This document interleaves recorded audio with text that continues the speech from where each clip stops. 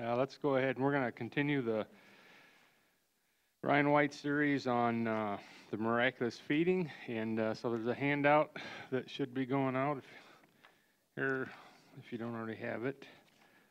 But let's begin with a word of prayer.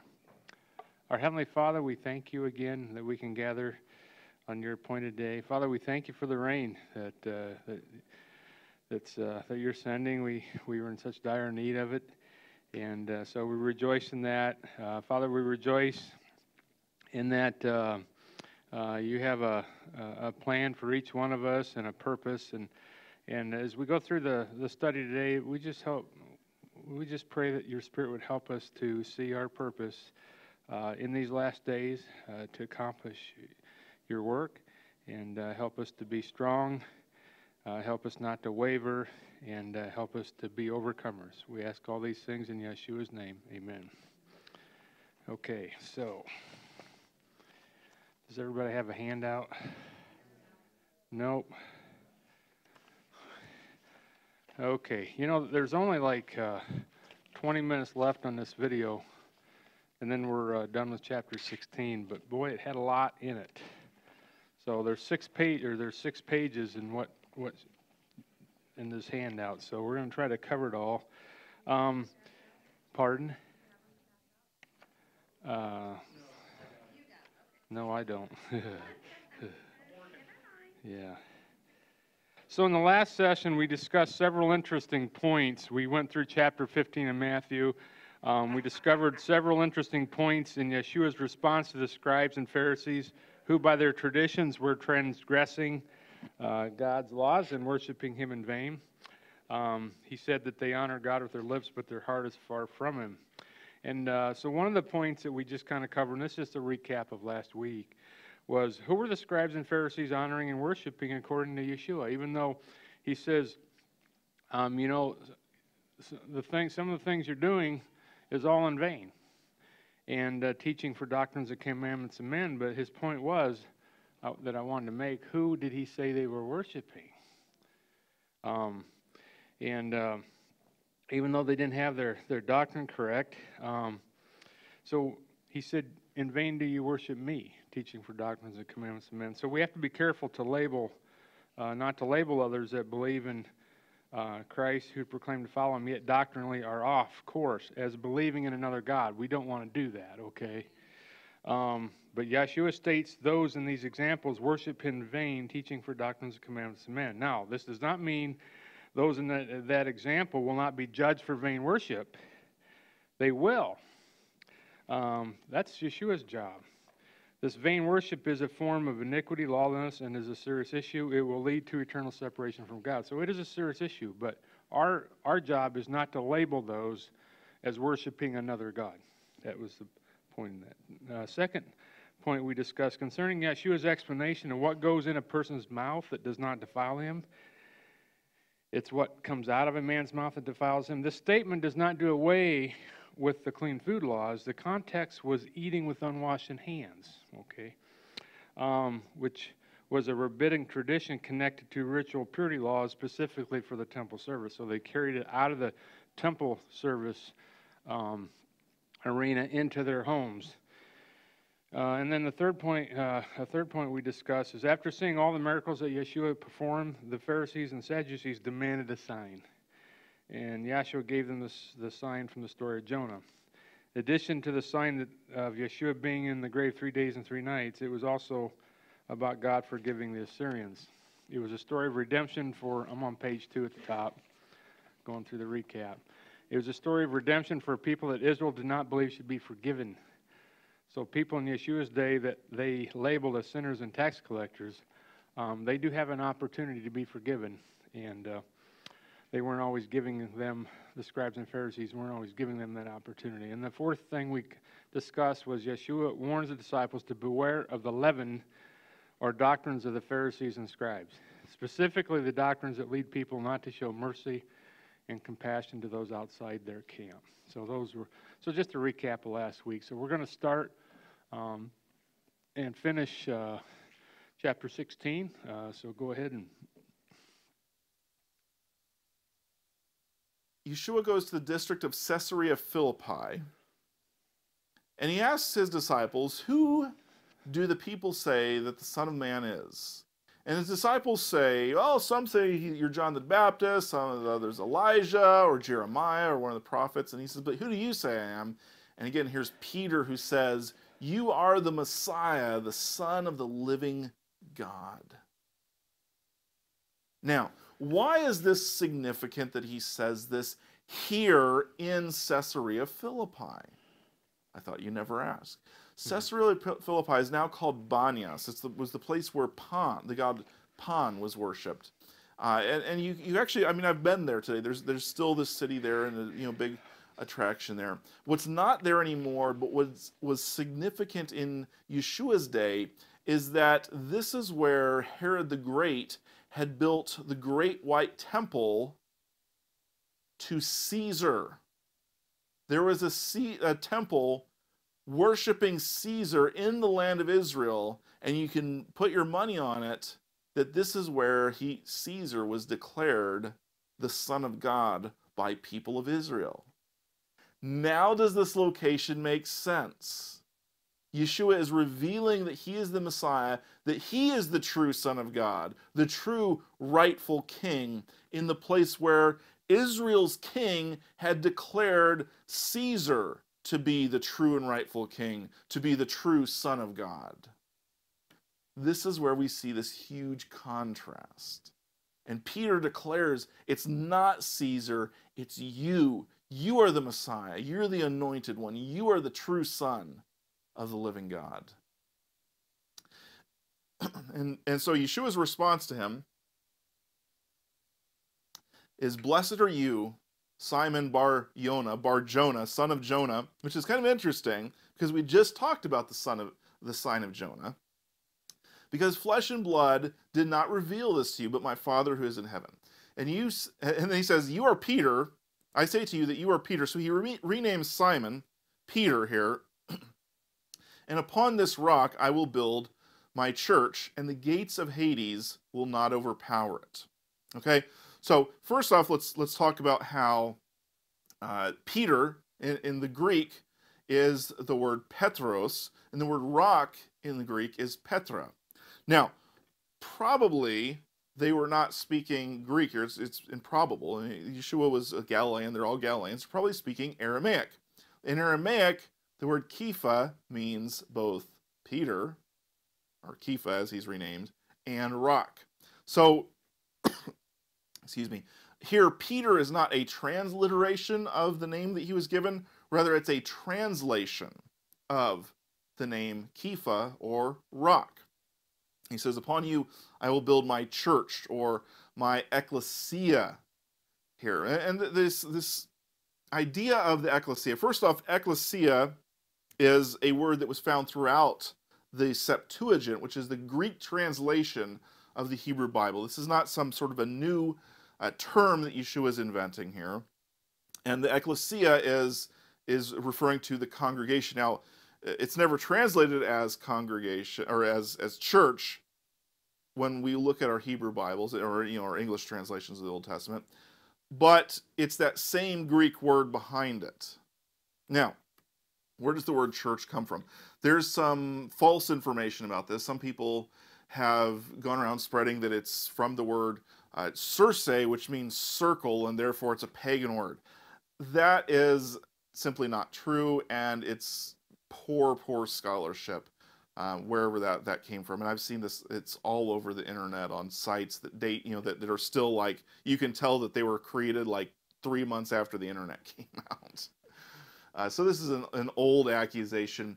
The word church comes from kirche, which relates back to the Greek word, which is kirkamon doma, if I remember correctly. And kirche, or kirkamon, means the Lord's. And doma means house, right? And so it's a shortening down of this kirkamen doma, which means the Lord's house. Now, in my opinion, that's awesome that they instead of calling it ecclesia or congregation, they began to call it the Lord's house. Why? Because the Lord's house is an idiom for the temple. And it's an idiom for God's people, right? The house of David is what? David's lineage, his dynasty, his family. The house of the Lord is what? The temple. You see that combined meaning there. The community as the temple are the Lord's house. And they're also the Lord's family. We are now his children. So that's a really cool way that the early believers took this term ecclesia, which ecclesia in and of itself is, again, it's tied back to the Hebrew Bible. It's tied to the congregation of Israel. But it's also tied to, in the first century, what's called the citizens' assembly of a city, where they would basically, make laws and stuff like that. So it's kind of like a ruling body, which is what Yeshua is developing here, is a type of people who can rule and reign on the earth, but not in the way that pagan nations do power. Rule through service and servitude, through self-giving love and compassion. And so Yeshua is right here, he's saying, it's upon you that I'm going to build this church, this Lord's house. Now, that doesn't mean that Peter became the first pope. Of course, that's what Catholics claim, and they claim a lot of things. They also claim that they changed the Sabbath to Sunday. No, they didn't. That happened well before the Catholic Church ever got officially formed. This is something that we got to realize, that Catholic scholars, especially Catholic non-scholars like popes and stuff like that, they're going to make these proclamations because it gives them honor, like, we did this, when in reality they're just taking credit for something that preceded them. It's a very common thing for people to do. It's just like, we see about how the oral Torah supposedly was given at Mount Sinai. No, it wasn't. There's no evidence of this. And in fact, the oral Torah is like a record of conversations of rabbis who were living in like the first century, second century, third century, stuff like that. But this claim to some early date was something that was commonly done. And so when we hear the Catholic Church making claims like, oh, Peter was the first pope, or we did this, we did that, take it with a grain of salt. A lot of these things, the shift from Sabbath to Sunday started occurring around like 130 AD, which is well before. It basically really started forming around the time of the Bar Kokhba revolt. And that was well before the Catholic Church was the Catholic Church, right? So hopefully that makes sense to you. Now, Peter, and it's another thing that's interesting here, it says, Yeshua says, I will give you the keys to the kingdom of heaven, and whatever you bind on earth shall be bound in heaven, whatever you loose on earth shall be loosed in heaven. But when we read the book of Acts, Peter's not in charge. It's actually James who seems to be in charge. So can I propose to you that this statement being made here wasn't that Yeshua was like passing on the mantle and that Peter would be the new Yeshua and Peter would be the new leader, rather that Peter's faith, the faith that declares Yeshua to be the Messiah, the Son of the living God, the people who do that will be the rock that the church, that the household of God is built upon, and even death cannot overpower it. Even the temple authorities in Jerusalem who send out and kill the early believers, the early church, will not overpower it. Even the Romans who try to slaughter Christians in every way imaginable will not overpower it, because it's based on this faithful statement: you are the Messiah, you are the Son of the living God. And so the giving of the keys of the kingdom of heaven is not so much just to Peter, to something that now he gets the authority.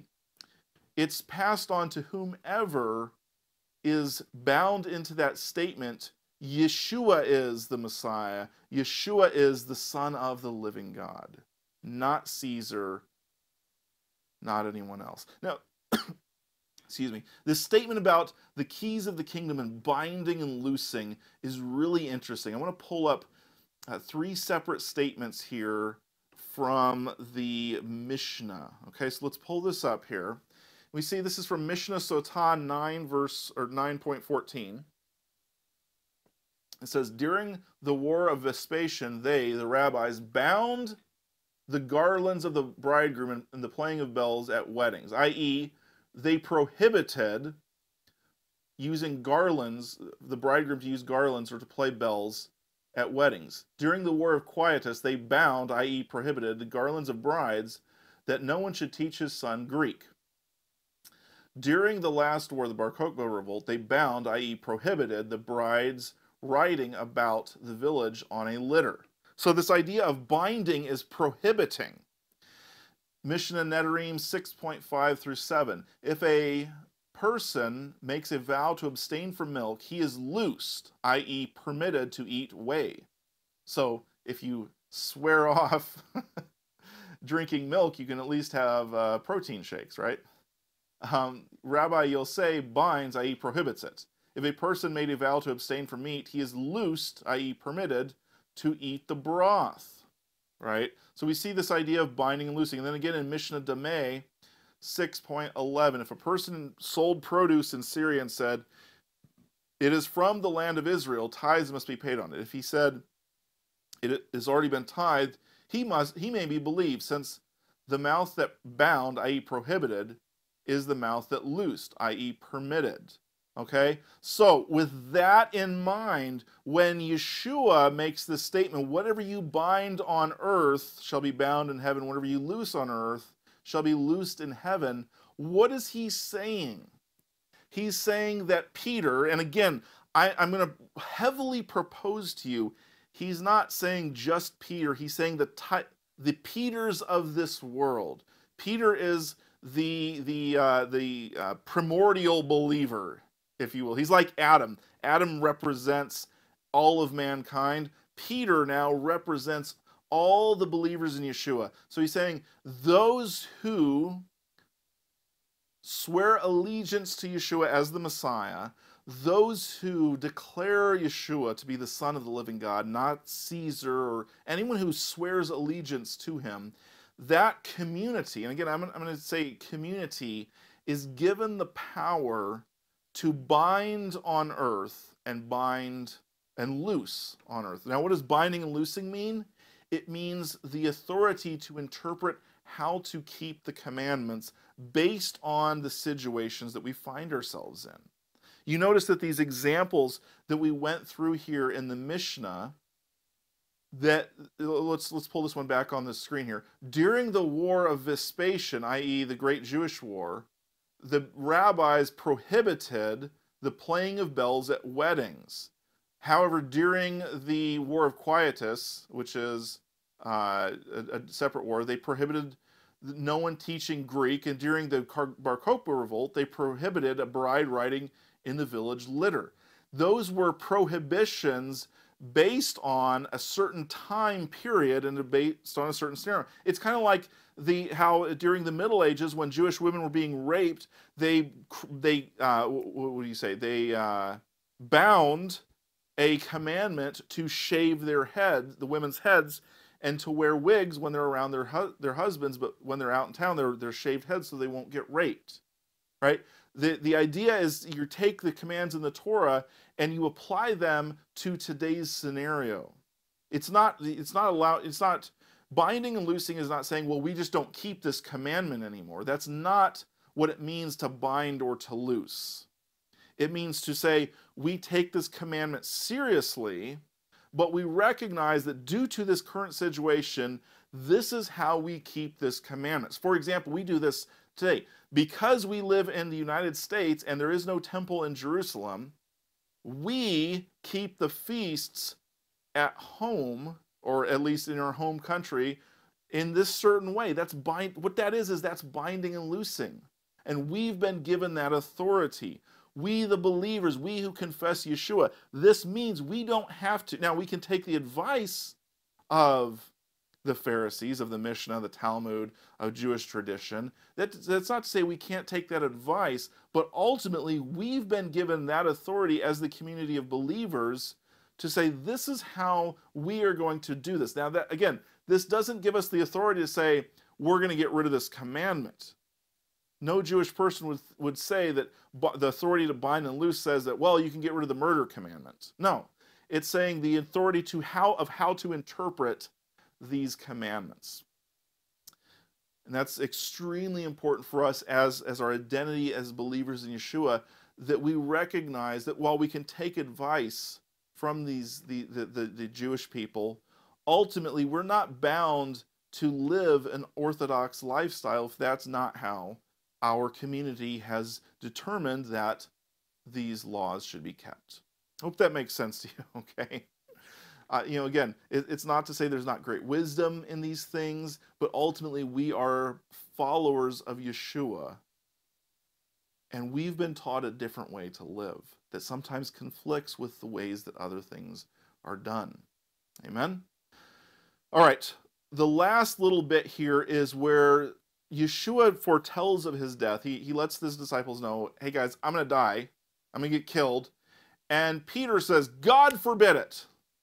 This shall never happen to you. And Yeshua explodes on him. Get behind me, Satan. You're a stumbling block to me.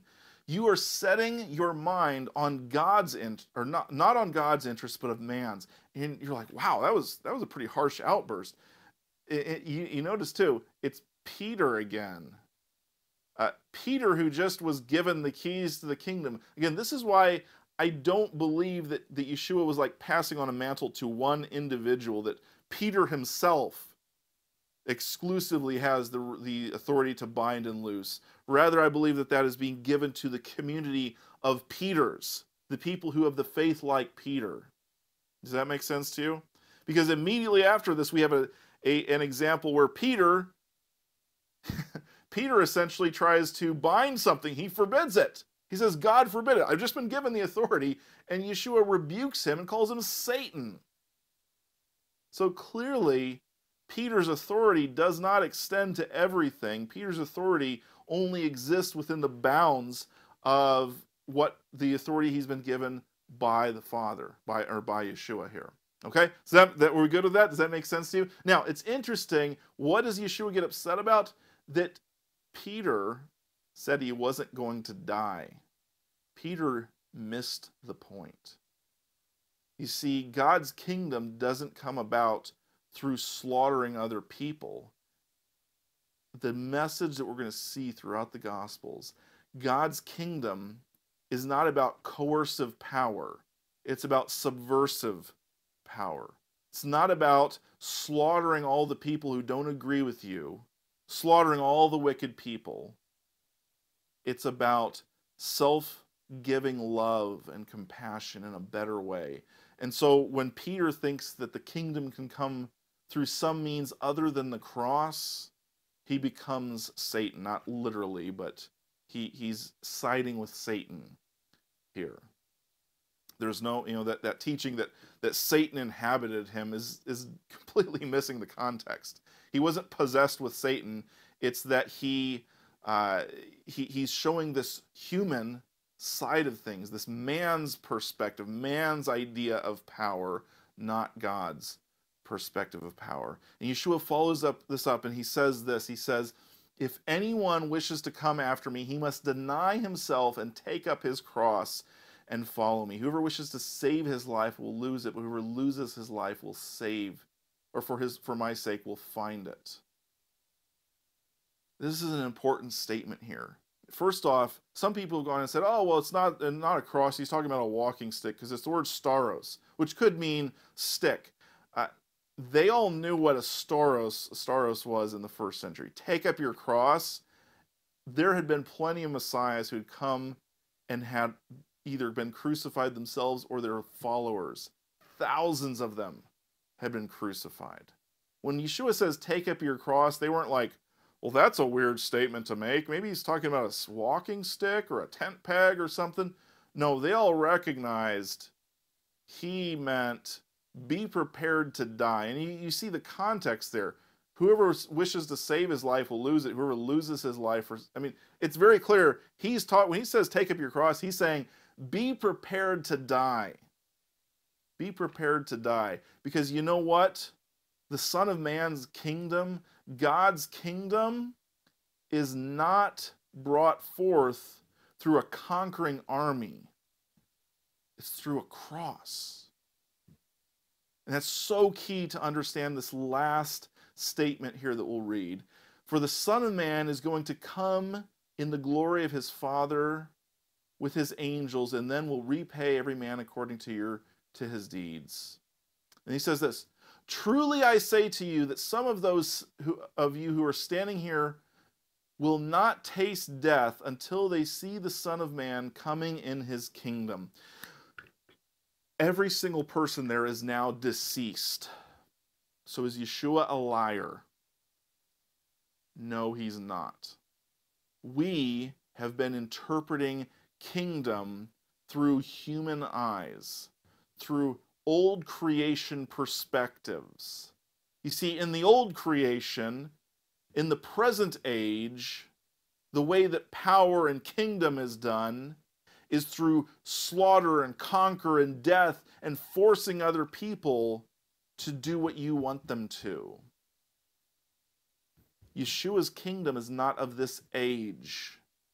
Yeshua coming in his kingdom is not him coming to kill all the bad guys. Yeshua coming in his kingdom is his death on a cross and then his ascension into heaven.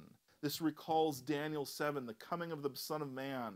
If you read Daniel 7, when it talks about the Son of Man coming, he's not coming to earth. He's coming in the clouds of heaven to be at the right hand of the Father, to take kingship and authority over a different kind of kingdom. Not a kingdom of swords and chariots and spears and arrows and M16s and bombs and fighter jets. A kingdom of being willing to suffer and die in order to serve your fellow man, in order to show people that there's a better way to live, that there's a better way to be human. And that is the kingdom of the Messiah that we serve. I pray that you enjoy this. I pray that you got a blessing out of this. We'll see you again next gospel. Okay, he covered a lot there in just a few verses. Okay, so an interesting thing that that I never knew. So what was unique about the geographical location of Caesarea Philippi? What was unique about that? In relation to the question he asked of the disciples, which was, who do men say that I am? So there's a connection between that geographical location and the question that he asked. And so the answer is there in front of you. It is a place in Israel in the Golan Heights. My wife and I got to visit it when we went to Israel.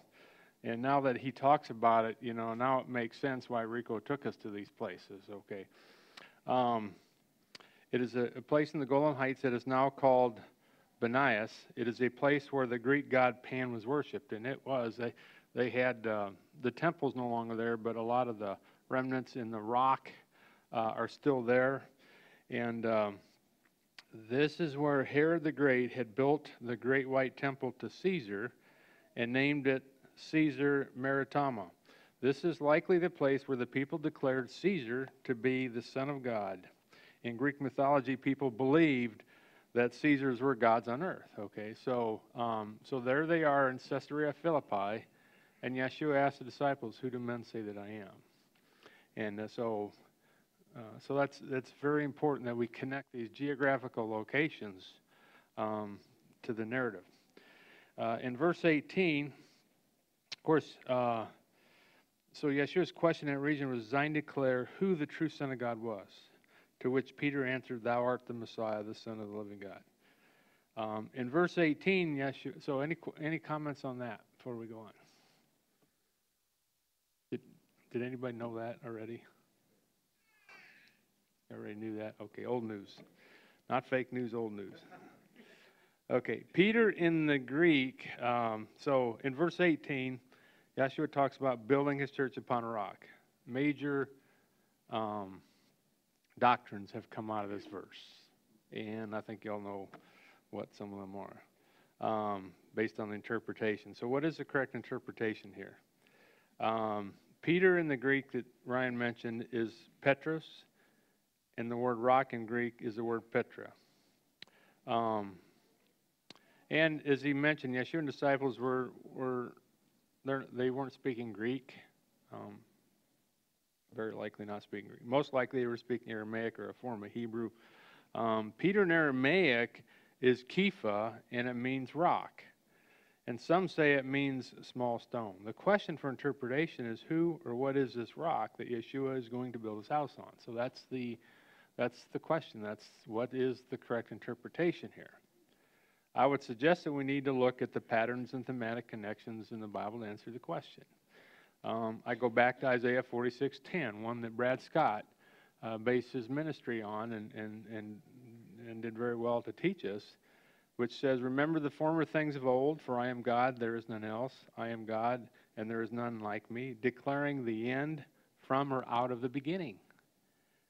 And from ancient times the things that are not done, saying, my counsel shall stand, I will do all my pleasure." So basically, if Yeshua made a statement that I'm going to build my house upon this rock, would it not be logical to say, based on Isaiah 46:10, that he would have declared that in the beginning? Is that a fair premise? Okay, all right. So I just wrote down some scriptures that deal with a rock, and it starts back in Exodus, but I picked Deuteronomy 32. I'm not going to go through it for sake of time here, but it's amazing all through this whole chapter. I'm going to read the first few verses, and then I'm going to pick out places where he talks about this rock. He says, "Give ear, O heavens," and I want you to think about themes and patterns here as we read these words, because Yeshua is going to make some statements in Matthew that you will see in these verses here. "Give ear, O heavens, and I will speak, and hear, O earth, the words of my mouth." Okay, does that sound familiar with something Yeshua said? "My doctrine shall drop as the rain, my speech shall distill as the dew, as small rain upon the tender herb, and as showers upon the grass. Because I will publish the name of Yahweh, ascribe ye greatness unto our God." So I'm on page 3 of the handout. Verse 4, "He is the rock, his work is perfect, for all his ways are judgment. A God of truth and without iniquity, just and right is he." And then he goes on talking about how the people have corrupted themselves, and they do foolish things and unwise things. And then verse 9, he says, "For Yahweh's portion is his people. Jacob is the lot of his inheritance. He found him in a desert land, a waste and howling wilderness. He led him about. He instructed him. He kept him as the apple of his eye. As an eagle stirs up her nest and flutters over her young, spreadeth abroad her wings, taketh them, beareth them on her wings. Yahweh alone did lead them, and there was no strange God with them." In verse 15, it talks about, but Jeshurun, he waxed fat. And the last part of the verse says, "He lightly esteemed the rock of his salvation." Verse 18, "Of the rock that begat thee, thou art unmindful, and hast forgotten the God that formed thee." So this rock is connected to the one that formed thee, okay? The one that hear his words, okay? Listen to his words and hear them, okay? This rock is connected to his work is perfect. There is no iniquity in him, okay? Now, does this describe Peter in any way, shape, or form? A man? Okay, so I'm just making thematic connections here. Okay, and read the whole chapter when you get a chance, because it really helps explain, the character and about this rock, who this rock is. Verse 30 talks about, "Except their rock had sold them, Yahweh would have shut them up. For their rock is not our rock." Okay, so, so they had rocks too. They had those that they trust. Men had those that they trusted in. Okay, and we know we're not to trust in man in the sense of our salvation and things of that nature. Doesn't mean we can't trust him for anything. He did give us a role and responsibility and a chain of authority, but in terms of the one who created us, who's going to take care of us, the Supreme One, that is our rock. Okay. Then move on to page 4 of the handout. So it continues on through verse 39. Then I picked up there's a lot of places where the term rock appears. It's like over 110 times. So I just picked some common ones. Psalms 18:2, Yahweh is my rock, my fortress, my deliverer, my God, my strength, in whom I will trust, my buckler and the horn of my salvation and my high tower. Psalms 18:31. There's a lot of them in Psalms 18. For who is God save Yahweh, or who is our rock save our God? Psalms 18:46, Yahweh lives, and blessed be my rock, for let the God of my salvation be exalted. Psalms 27, verses 4 and 5. And this one, I really love this song. We used to sing a song. There is a song written to this psalm.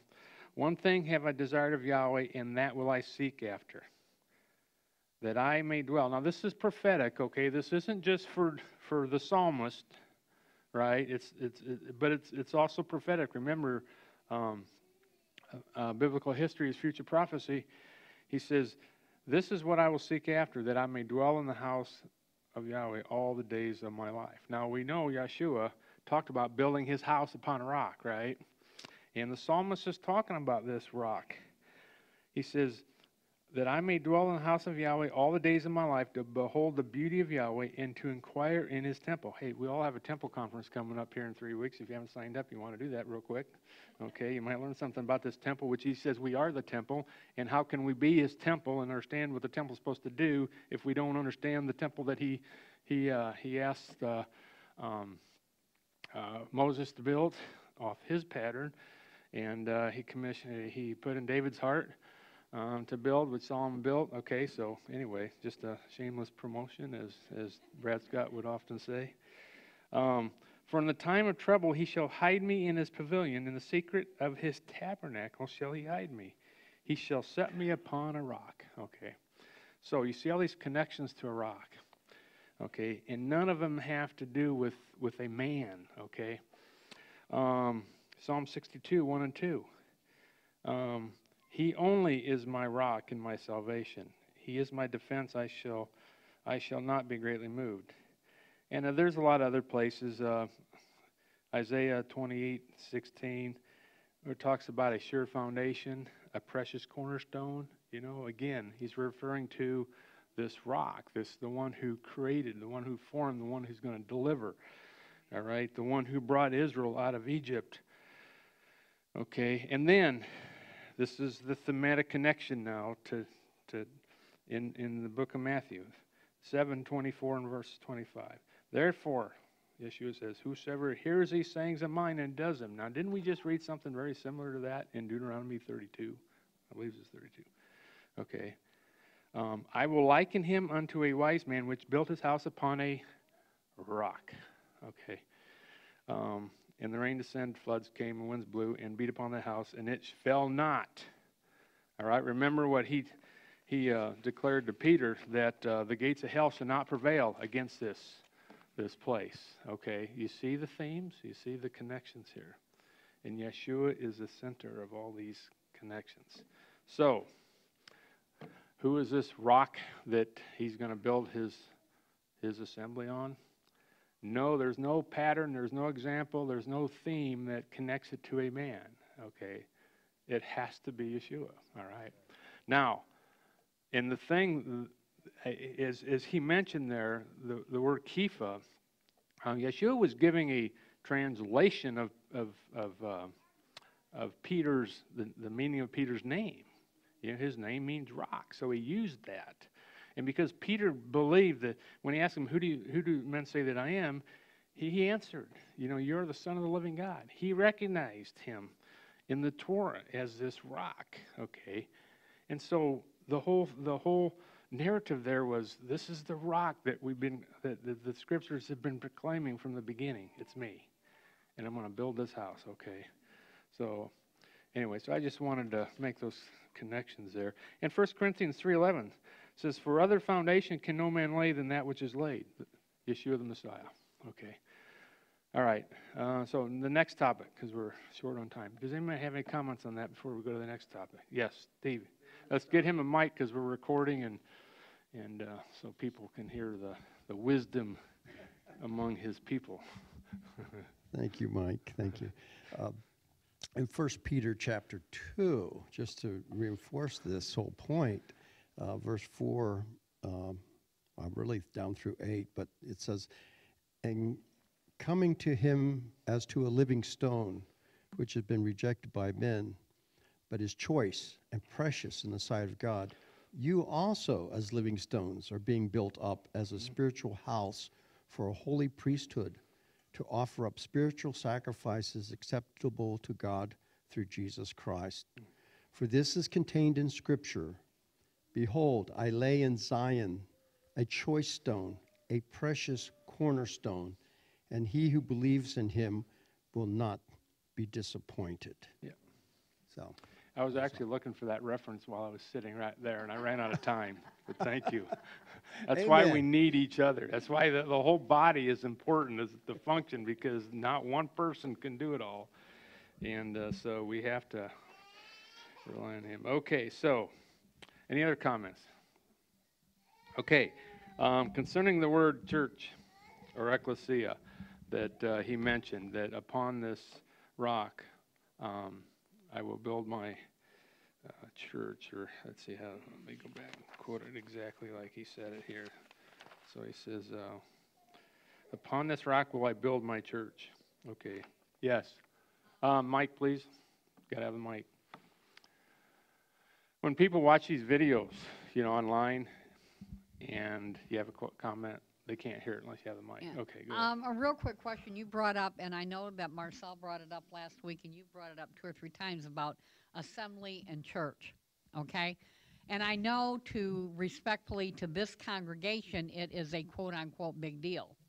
However, do you personally in your studies feel that there is a difference, quote-unquote, between the assembly of believers and the church, quote-unquote, of believers in the Christian/Messiah's body? Okay, I'll let the scripture answer that question. So we're going to go through that a little bit right here, okay? Okay. Okay, so, and that's why I wanted to bring exactly what I'm bringing in to make this, this distinction, okay? Because how many denominations do we have out there? Too many. Over 46,000. There you go. Over 46,000, okay? Now, when they all get to heaven, then they stand before the judge. And what's he going to do? He's going to separate the sheep from the goats, right? Okay. So are all 47 denominations, are they all going to be, in the sheep, part of the sheep?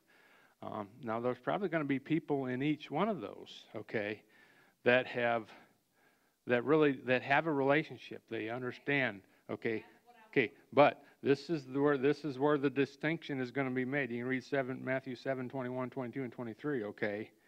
It's not that they profess to know him. It's, does he know us, okay? And he makes a very clear distinction there. They did all kinds of miracles. They did all kinds of works. And and what did he say unto them? Because depart from me, ye that work, which is what? Lawlessness, toilessness, okay. That's why. It's God's job. That's right. Yeah, and we will know them by their fruits, okay. And and when Yeshua said very specifically, he that hears these sayings of mine and does them, okay, not just hears, does them. And people, we're all on a different stage of the path, okay? We're not the same believers we were when we got saved, right? So he knows the end from the beginning, right? Okay? So he knows, all right? Now, when he comes and you're in the middle of that journey that he knows where you're going to end up, guess what? you're part of that assembly, all right? Okay, right? But at some point, you begin to reject, his words and his ways, then, well, he makes that call, not me. Okay. But do we want to wait till then to find out? Okay. No, we want to hear and do. Okay. And that's why I say it was Yeshua on Mount Sinai that I believe that handed the words of the Father to Moses, because Moses couldn't receive him from the hands of the Father because he'd been struck dead. No man can see the Father and live, okay? So Messiah was there, and he handed those words, and he calls them my words, okay? He calls them my words because he received them from his Father, and he does what his Father tells him. But because he handed them to Moses, he says they're my words. And when he got to when he was speaking to the disciples and those in the multitudes, when he said, "He that hears these sayings of mine," they were the same words that was given, and he's giving the correct interpretation as he's teaching the people. And many were astonished, okay? They were astonished. As a 12-year-old boy in the temple, he was teaching the rabbis. They were astonished at his wisdom, okay? So this word ecclesia, it means a calling out, okay? That is a popular meeting, especially a religious congregation. This is from Strong's, a Jewish synagogue or Christian community of members on earth or saints in heaven. Assembly of church is how it's translated. Okay. Now, that word there's a word in Hebrew that means the exact same thing. Okay. And this is where the thematic connections are very critical in the patterns. Does anybody know what that Hebrew word is? Can you tell me what the English word that's translated from is? It's only used 23 times in the whole Torah, in the whole Bible, in the whole from Genesis to Malachi. It's only used 23 times, that Hebrew word. Okay, and it's interesting the connection of what it's tied to those 23 times. And this word ecclesia is used between 114 and 122 times in the New Testament. Okay, the word ecclesia. All right, so the Hebrew word that it comes from, it's used 5 times more in the New Testament than I don't like calling it the Old Testament. I'll call it the First Testament. Okay, there's a connection there. All right, there's a connection. All right, so it's a Hebrew word. It's in front of you. It's a Hebrew word mikra. Okay, look at what the word mikra means. Something called out, a public meeting, a rehearsal. Okay, so now taking the context of the word ecclesia, when it's referring to, in the Hebrew, mikra, what is the Hebrew word? Let's go to the first use, Exodus 12, 14 through 16. And this day shall be unto you for a memorial, and you shall keep it a feast to Yahweh throughout your generations. You shall keep it a feast by an ordinance forever. 7 days you shall eat unleavened bread, even the first day. So it's talking about the Feast of Unleavened Bread. It's page 5 of your handout. And in that first day, there shall be a holy convocation. That word convocation is mikra, all right? And the 7th day, there shall be a holy convocation, a mikra. No manner of work shall be done in them, save which every man must eat. So so these are the feast days here, okay? The assembly is referring to this group of people that have responded to the call. He's bidding his people to come, to sit at his table. You know, every feast, people eat. You know what we're going to do? The first, somebody's saying I'm running out of time. You want me to stop right now? No. Okay. He's bidding us to come to his table. The very first meeting we have with him, go to Isaiah 24. I think it's 24. He sets this beautiful table, and we sit down and we eat. Okay. So these appointments, these divine appointments are all, they're memorials, they're rehearsals for that day that we're going to sit down with him at the wedding feast, okay? So these mikras, these convocations are connected to the ecclesia, the church. When he's talking about his church, it's about the called out ones, okay?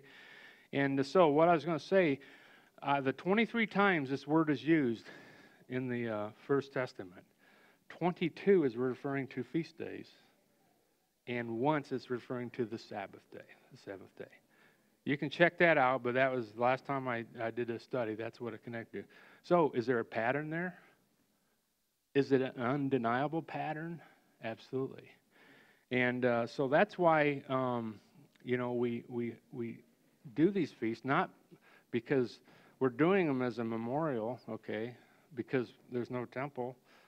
This temple that David inquired wants to spend his life in, okay, it's not there. So we're doing this as rehearsals, okay, and that comes into this binding and loosing where he's given his people authority to, hey, because when he comes back, we're going to be doing it in Jerusalem where we're told to do it, okay. Until then, we're rehearsing it wherever we are, okay. So I listed, some of the places it talks about. So Leviticus 23 again. These are the feasts of Yahweh, which ye shall proclaim to be holy convocations, holy mikra, holy ecclesia, all right? And then the Sabbath day, a holy convocation, a mikra. Isaiah chapter 4. This is future. In that day the branch of Yahweh shall be beautiful, glorious, and the fruit of the earth shall be excellent and comely for them that are escaped of Israel. And it shall come to pass that he that is left in Zion and he that remaineth in Jerusalem shall be called holy, and every one that is written among the living in Jerusalem. And Yahweh shall wash the filth away from the daughters of Zion, shall purge the blood from Jerusalem, in the midst of thereof by the spirit of judgment and by the spirit of burning. And Yahweh will create upon every dwelling place of Mount Zion. Newsflash, Mount Zion is a big rock with some dirt on it, okay? And the temple is located on almost the highest peak of that mountain. And upon her, and Yahweh will create upon every dwelling place of Mount Zion, and upon her assemblies, upon her mikra. This is future, okay? Upon her called out ones, a cloud and smoke by day, and a shining of a flaming fire by night. That sound familiar? All right. And for upon all the glory shall be a defense, and there shall be a tabernacle for a shadow in the daytime from the heat, and for a place of refuge, and for a covert from storm and from rain. So the church is the assembly of the called out ones, the ones he bids with his call to come unto him and to partake, this meal that he's going to have at this wedding feast. And so we honor these feast days as a rehearsal for that great time. So we don't want to miss out. And so I am out of time. You can kind of read the rest. It goes into this concept of binding and loosing. He takes some historical context from the Mishnah, and then I also put some examples in there of examples of the authority to be able to interpret a Torah principle, a Torah law based on the situation. And I'll give one example. Remember Rahab when she hid the spies, okay? Did she not tell a fib? Okay, all right. So in the Torah, we're not supposed to bear false witness, which is really connected to a jury trial, or, but it can also be for, telling fibs. Was she righteous for doing so? The Bible records that she was righteous. Why? Because she was saving the life of the spies that were commanded to go there, okay? And so this is part of this binding and loosing, okay, where we can interpret things and make adjustments based on the situation, not doing away with the Torah, but when we go to the overriding principle, the ox in the ditch on the Sabbath day is an example, okay? And David eating the showbread, which wasn't lawful for him because he was hungry, and so was men, and certain things like that. So anyway, so thank you for your comments and your time, and we'll take a break, and when you hear the sound of the shofar, we'll be ready for the next part of the service. So thank you very much.